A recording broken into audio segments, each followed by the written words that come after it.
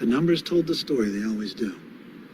Well, I started making bets of my own, the right ones. And once I understood what had happened, I watched the track to see how it happened.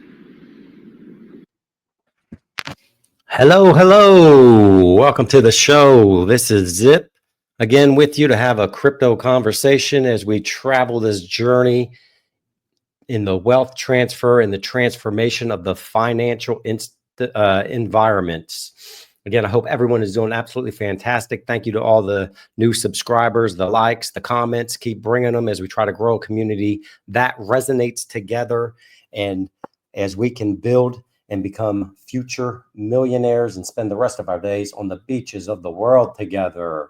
With that, today, we got a good one for you today. We're going to discuss, is XRP a commodity, and some of the conversation that's going on out there. We're also going to look at what is going on with gold and maybe the bigger picture as how that relates to the precious assets that we have in tokenization. And then we're going to dive into, we've been told for many years that we're absolutely crazy. Many of us who have been here investing in this nascent crypto environment, but we know we're not. And we're going to look at some video there and then have a conversation on that, and then talk about AI and blockchain. And then last and not least, hold on till the end, because we are going to talk about XRP price discovery and where some folks think it's going. But again, be safe out there. Stay away from the scammers, and let's dive straight in so we can get you in and out of here and get you the information that you care about. So is XRP a commodity? This has been a discussion for many, many years, and really it's come back out and speculated again because of the 21 shares ETF filing and the SEC acknowledging that filing, and in it saying and stating that XRP was a commodity. We're going to look in that, but Eleanor Tarrant out there stated that they have acknowledged that issuers are applying for product that classifies XRP as a commodity asset within securities wrapper. The securities wrapper, think of it, is the ETF itself, the same as BTC and ETH. You've seen the SEC acknowledge quite a few of these products recently with the other underlying assets the previous SEC may have been thinking about as securities, but we're under a new administration. We're under a golden era of crypto, and it is all changing. So meanwhile, you've got the SEC pausing also litigation over the very thing while Crypto Task Force works on figuring it out. So is XRP in and of itself a commodity? This is what spawned all this conversation because of the 21 shares filing. It states in there commodity-based trust shares and has commodities through it. You can go to the SEC and look at it yourself. Don't take my word for it. But went out and asked Grok. So in summary, while the SEC hasn't officially declared XRP as a commodity, the legal rulings, the acknowledgement of these ETF filings, and the general regulatory environment are leaning towards treating XRP more like a commodity in certain contexts. And we know one thing is for sure, that XRP in and of itself is deemed not a security. That is legal clarity coming from the SEC case that Judge Torres specified. So it's not a security.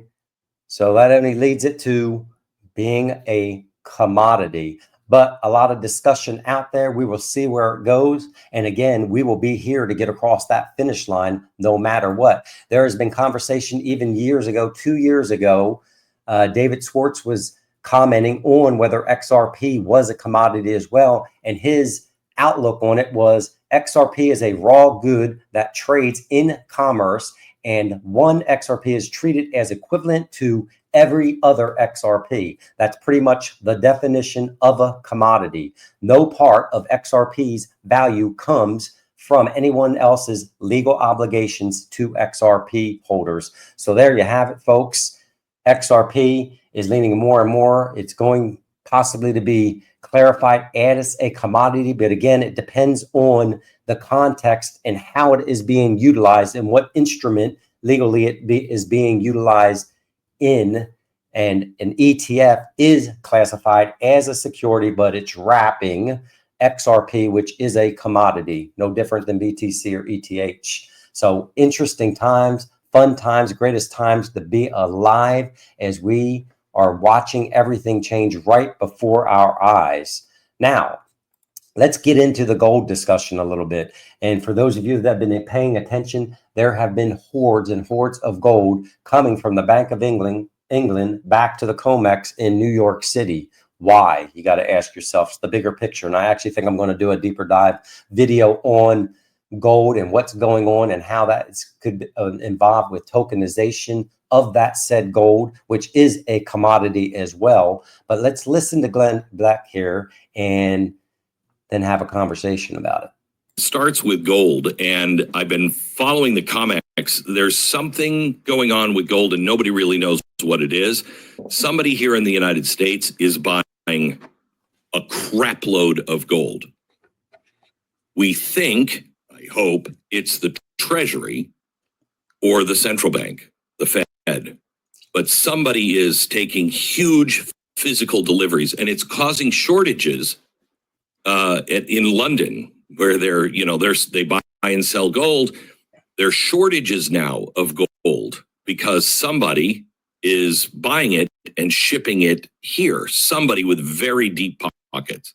Okay, so why? Now this is all theory. That's fact.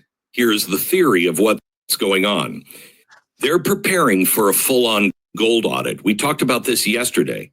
The government right now claims on its balance sheet as an asset all of this gold, and it's valued at $45 an ounce. In case you haven't heard, it's $2,900 an ounce. So they're talking now about boosting the price of gold.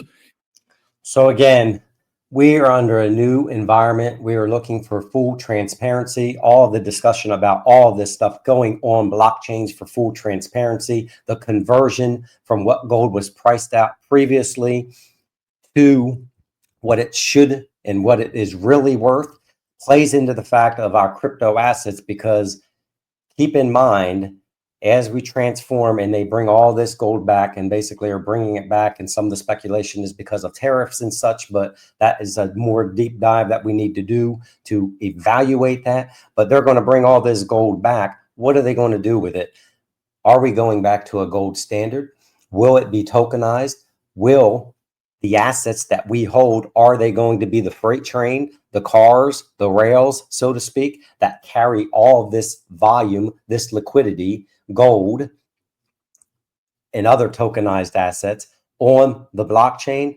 I think that's where we're going, ladies and gentlemen. And that's why I want to give you the macro view, understand what you own, hold on to what you own, protect what you own with XRP, hbar, XLM, all of these real world utility assets, because this transformation is happening quickly. And I think we're going to see some very exciting things in the very, very near future. But that's the big picture. Gold being brought back to the US. Very interesting. And what's the bigger picture with Treasury and what's going on there? We'll be here to report on it, and I hope you'll be here as well.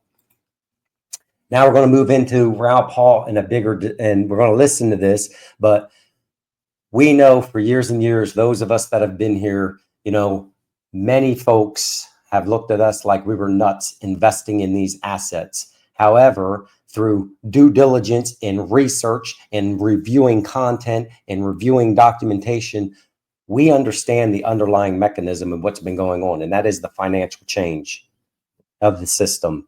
It's archaic, it's old, it's being modernized, and blockchain and DLT systems and technologies are going to lead that transformation. Now we're starting to see that as the regulations come into place and what we've been waiting for. But let's take a listen to this.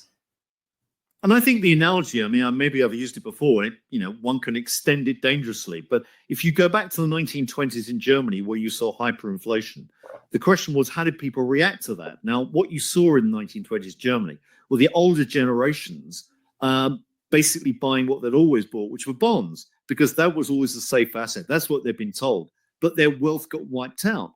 Their younger generations were buying equities. They were told by their peers, you're idiots, okay, don't buy equities. They're fragile. Okay, but equities went up dramatically in price because they were inflation hedges. So there was this whopping great wealth transfer in Germany in the 1920s for the old generations to the young generations. Now, obviously, there were political consequences. Well, let's not go into that. But the wealth transfer was very, very significant. Now, if you look at what's happening now, I think you're getting a parallel because you're getting a monetary inflation. Okay, we're not having a hyperinflation. We're getting a monetary inflation. The older generations are saying, well, what you're going to do, you just buy value stocks, okay? This is what we've always done. That's what's going to make you money, okay? And the younger generations are saying, well, I don't understand that. We're going to buy crypto or whatever it may be, or tech, because we understand that. The older generations say, you're mad, and then, once. Again, you are invested in the great wealth transfer. You own the assets of the great wealth transfer that are going to provide profit. That's what we're here for, to our bags, for what we own with XRP, hbar, XDC, SHX. I don't even like to name them because there's so many great utility projects, but we are part of that wealth transfer. We have been here pre-positioned for years. And if you're brand new to this environment, you are absolutely not too late. And that's the theme I want to make sure we get across to everybody. If you are brand new, and I see it in the comments many times, no, you're not too late. DCAN, learn about the technology, learn about the macro picture of what is transpiring in our world at large, in America at a large, so you understand what you hold, and you are here in position at the right time, no matter when you've come. And very exciting, and we know where this thing is going, and that's the larger vision. Again, I want to mention this again. So I've asked the question of Doppler Finance. So I mentioned this yesterday, shifting gears a little bit because we're always looking for yield, right? I speak about passive earnings of my XRP, of my utilities. I like to stake where it's controllable. And there's still some conversation out there with Doppler Finance. And Doppler Finance, if you didn't watch the video from yesterday or the day before, but Doppler Finance basically has a capability out there where you can give them your XRP and stake it and get a yield back from it. That's all great in theory. However, I'm not giving my XRP up to anyone if I'm not the custodial of it. If I don't own the keys, I'm not giving it to them because I've seen what happens in the past. So we're waiting for some more information out there on this. Again, awareness, ladies and gentlemen, please get this out to folks. I don't want to see anyone lose anything. And I'm not saying that Doppler is going to be a rug pull or anything like that, but you have to be cautious and you have to ask the right questions. Panos puts out there, one of the best things about the XRPL is that every feature and functionality is native to the protocol. So you don't have to risk you don't have the risk you have with other chains and smart contracts. So do your due diligence, choose DeFi solutions where you don't give up custody of your assets, and test with small amounts. Again, don't jump all in on something before you understand the underlying environment and what's going on, especially if you're new. Do not chase the FOMO. Don't chase the staking. Be very, very careful and diligent, and we're all going to make it across that finish line.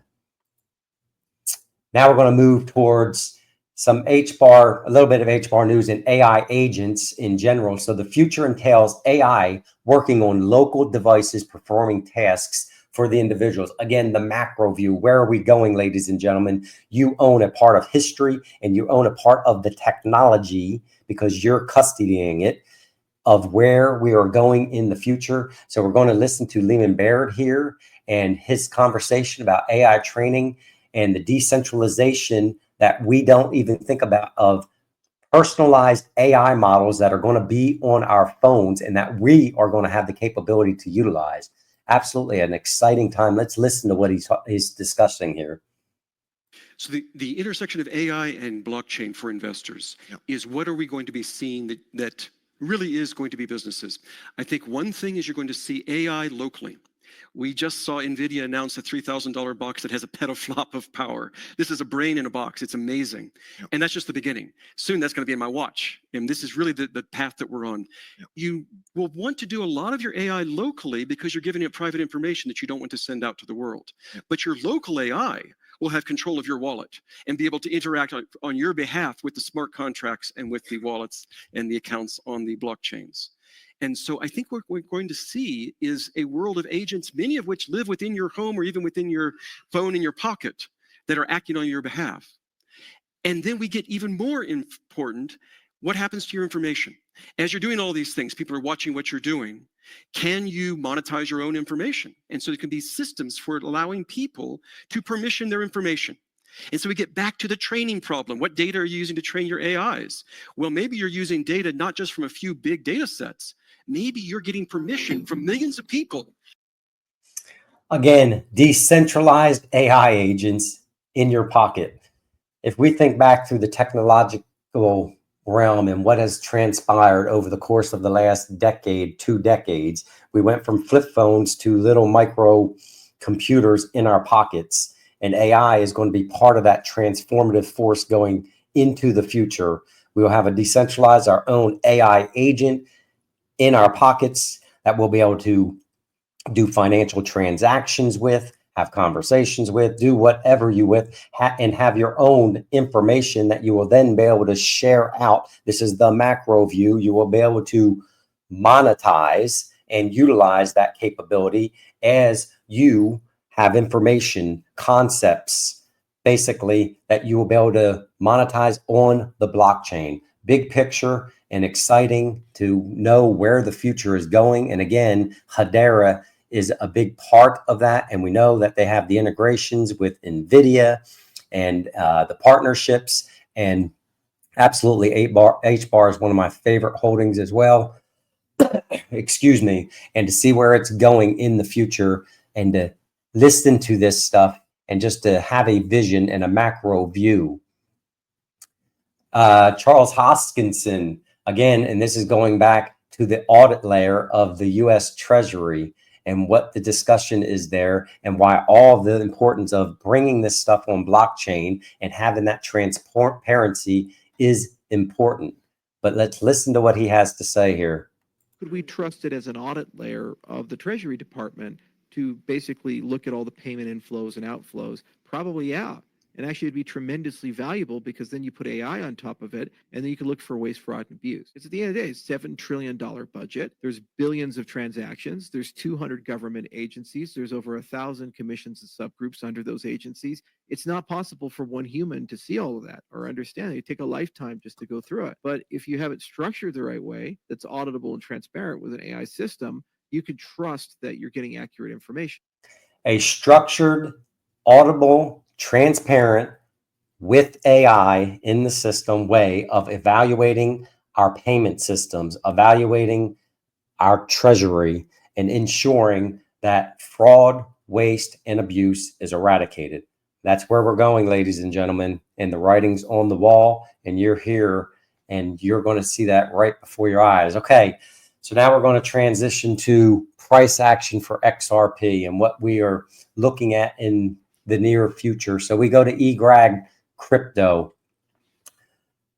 XRP needs a 10x to reach $27, and he has been speaking $27 for months and months. So basically, he goes into the 21 EMA on the weekly chart has been catching up with price action, providing solid support during the last flash crash and holding XRP steady and firm so far. The recent range we experienced allowed the moving 21 EMA to align with the price, which is healthy sign in technical analysis. Again, I am not a technical analysis person. I look to these guys to see what they're evaluating, and I report to you all. I'm a long-term holder, and I know what my price exits are, but basically what he's saying is March 10th, 2025, approximate price of $8. September 22nd, 2025, $13. And then June 30th of 2025, $27. Interesting. And again, he has the chart here to show it all. I don't understand it all, but I know I'm going to be here to see what happens for sure. And then last but not least, Death on crypto has his own analysis. And what does he say about XRP and where it's going? Guys, we need to talk about XRP right now because an extremely bullish signal just happened. XRP broke back above the daily EMA ribbons, as you can see over here. And this is an extremely bullish signal because the last time that this happened, guys, was actually all the way back to the beginning of November when XRP was trading at 54 cents.